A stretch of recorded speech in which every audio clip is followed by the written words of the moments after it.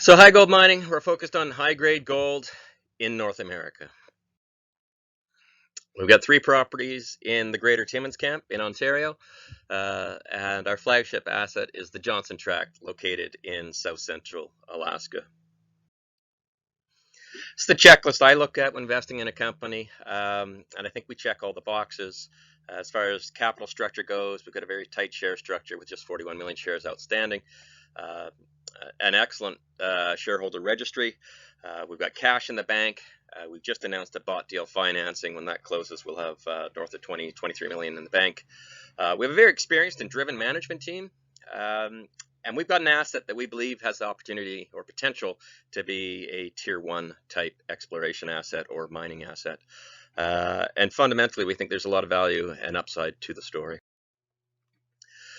Looking at the share structure here, as I say, 41 million shares outstanding. That'll be bumped up after we close this next financing. It'll still be below 50 million shares out. Got a market cap of about 75 million as of July 10th, and a little over 11 million cash in the bank. We just announced a bought deal on July 6th. That's bringing in 12 million. It was a no warrant financing priced at $1.73. Expect to close here shortly. On the right, you see the list of key shareholders. Some great names in here: blue chip institutions, a senior gold producer, other top quality names in the business. So in terms of who we are, we've got a great technical team. Both the people you see on this slide, but even tearing down, we've got a fairly deep bench technically, and that's what we pride ourselves in. We focus on jurisdictions that we know and mineral deposit types that we've got expertise in. At the board level, I've got a great board. Includes former mining analyst Michael Gray, or active mining analyst really, Mike Cinnamon, CFO for B2 Gold, Lance Miller. He's our Alaskan connection, PhD geologist, and really understands Alaska well. And Anne LaBelle rounds things out in terms of our independent board members, as she brings a lot of sustainability and mine permitting experience to bear. Johnson Tract is located in south central Alaska. It's a very accessible part of Alaska. Alaska always ranks very high in terms of mineral potential. It's in terms of the Fraser Institute, it's usually at the very top of the list or very near it. However, it doesn't rank very high in infrastructure. So the location of your access is key. The key here is we're very near tidewater, and that's a benefit for both supporting the project now in the exploration stage, but ultimately, if we're successful and define a project for development, this is a polymetallic project where you'll be shipping concentrates to Pacific Rim markets. We're close enough to have communities to support the project. We currently, truck our equipment to Homer and then barge it across, as shown here. This is actually a shot of our 2 drill rigs and supporting supplies being mobilized to site in late June. Just a photo from the project itself. We have an airstrip, we have a camp, we've got good infrastructure to support what we're doing. The project, it is internal to a park. However, it does come with road and port easement rights that support the development of the project. We're on private land.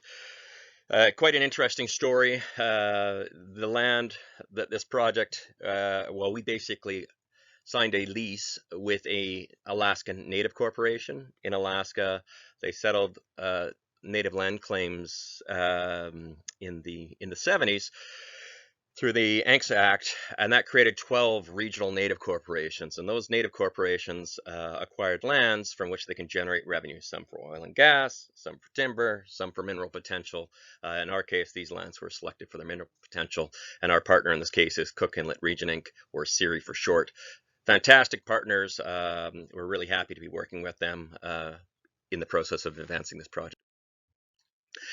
So the first thing you notice about Johnson is the phenomenal intersections. It is one of these projects that's produced just, outstanding intersections. I've shown some here, some historic, some from our last year's drilling. And with that, we were able to generate a resource, and a resource has been defined here That's 750,000 ounces gold equivalent at about 10.9 grams per ton gold equivalent in the indicated category, and an additional 134,000 ounces gold equivalent at 7.2 grams per ton gold equivalent in the inferred category. So a very high grade deposit. It's been dormant for about 25 years, and it's just now seeing its first modern exploration. It's got phenomenal exploration upside, in our opinion, with all kinds of quality drill targets, and that's what we're focused on doing right now. We've just launched in a drill program, and we'll be hitting it hard this season. It's a bit of an oddball deposit in terms of exactly what it is geologically. It's been variably described as different types of deposits in the past. The closest analog we can compare it to is what's called Hod Maden. It's actually located in Turkey. It has sort of a hybrid between a VMS and an epithermal. So it's similar in that it's got high grade gold with decent base metals. It also has very similar geometry and shape to our deposits. The two are very similar that way. So, it's about 3 times or more larger than Johnson, but it is the target or the prize that we're looking for. And what that prize is basically a deposit that has outstanding economics. A better than $1 billion net present value, that's post-tax, 5% discount number, with a better than 50% internal rate of return. And you just don't see many projects like that. They're high margin, underground mine type projects, and that really is the focus of what we're trying to achieve here. So since acquiring the asset, we got this, I guess we signed the lease in June of 2019. We got a small drill program completed in September of 2019. That put us in a position to generate a resource here. And this is the key takeaways are grade. We're in the top 10% of undeveloped North American gold deposits. We're able to get a large amount of that resource into the indicated category, meaning we have a high degree of confidence in it. There's phenomenal continuity of this thick, high-grade mineralization. And really where this stands out is the true thickness or true width. This is a very, very fat deposit, but it comes with high grade. Steep geometry, high grade core, all good things that you like from a mineability and low cost for mining. So now just looking at the resource itself, this is the resource statement. This came out in late April of this year. 2.1 million tons at 6 grams gold, just under 6% zinc, and about 0.6% copper with additional lead and silver credits. That all counts up to 10.9 grams per ton gold equivalent. Really, really nice grade. This is the kind of deposit that could be a standalone gold deposit or standalone base metal deposit. We've got the kind of grades together. Obviously we do need to do some more work to drive this towards feasibility and that sort of thing. But our focus right now is making this larger. Metallurgy is good. There's not a strong toxic element signature, arsenic, mercury, those sorts of things are low. Really, really quite attractive metallurgy.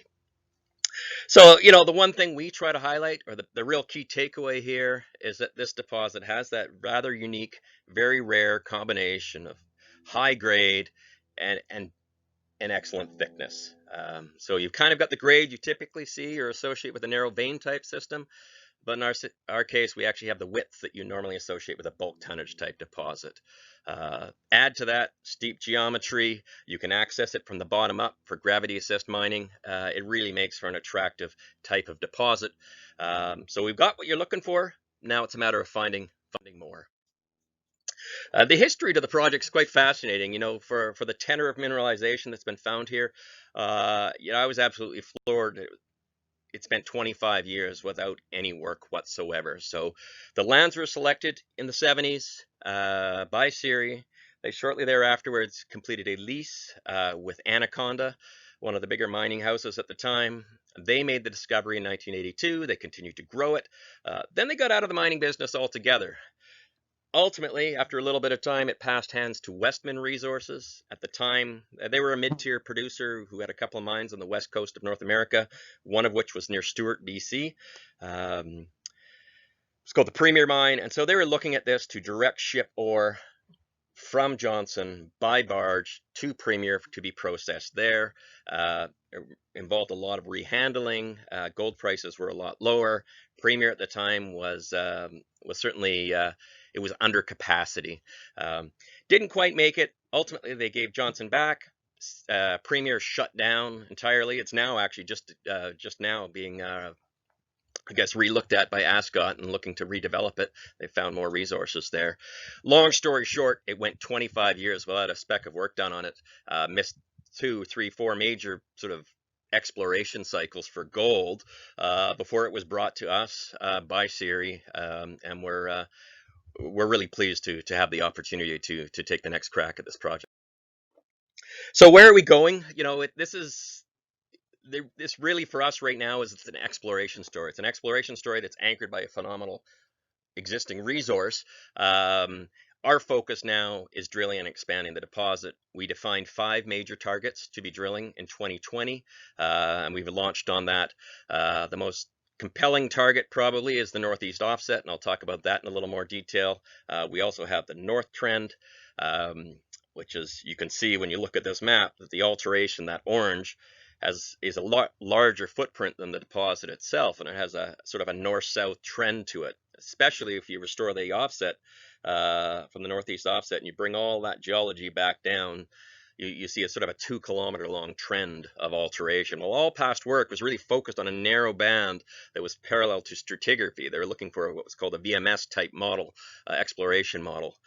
The takeaway from that is there's huge amount of this alteration footprint that has seen 0 drilling, and so we're very excited about getting out and testing some of those. That number 2 is probably the top on the list for us of those other targets. The target number 4 here, that's actually a brand new zone we found in the footwall while drilling last year. So we drilled 8 or 9 holes into the resource, the known mineralized area. Because the data was so old, we needed to drill new holes, and we filled in big gaps, and really it was focused on putting us in a position to generate a resource. But one of those holes we pushed deep. It went deeper into the footwall, and it found a brand new zone. It was about 20 meters of 2.5% copper and about 5% zinc, lower gold, but very significant mineralization all the same. There's only the one hole into it. It's wide open for follow-up, so we'll be expanding on that. Target number 3 here, which is really probably target number 1 or 2, it's a very high priority target as well, is the deposit itself is open to expansion. So we'll be making incremental step outs on the zone itself. And target number 5 is what we refer to as the southwest extension. And what I'll do next is actually run you out to see what these deposits look like on the ground, where the drills are turning, and look at that geology from basically on the ground and see the alteration systems. But before I do that, I'll quickly run you through the northeast. So looking here is a cross section through the deposit, and what you see is great continuity of grade from surface to depth, tracking all the way down. We've taken it down about 275 meters, and a depth that's cut off by a fault. So the deposit should keep going, except there's a post-mineral fault that's displaced it and cut it off and moved I guess the down dip projection somewhere. Well, the past workers actually worked out where it went. They looked at the fabric in that rock, and then they did some additional drilling to track it out. Good for us, but unfortunate for them. They basically did all the heavy lifting to find out where it went and then stopped. And now we're picking up where they left off.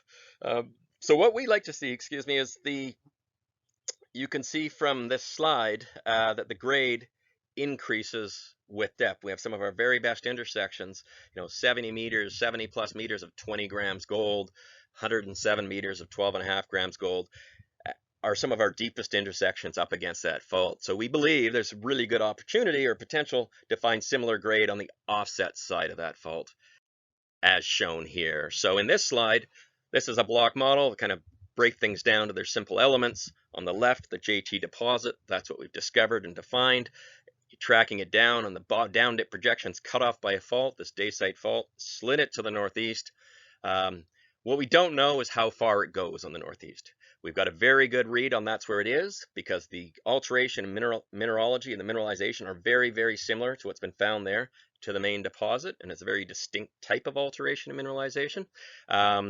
So there's about 4 holes that got into this space. They hit up to 11 grams over 3 meters and 1.5 grams over 10 or 15 meters. Not quite like the stuff we saw at the main deposit, or at least the heart of the main deposit, but very like what we see on the edges of the main deposit. And because the drilling was so wide, our job right now is to try and vector our way into the heart of it, get into the core, and then keep chasing that core at depth.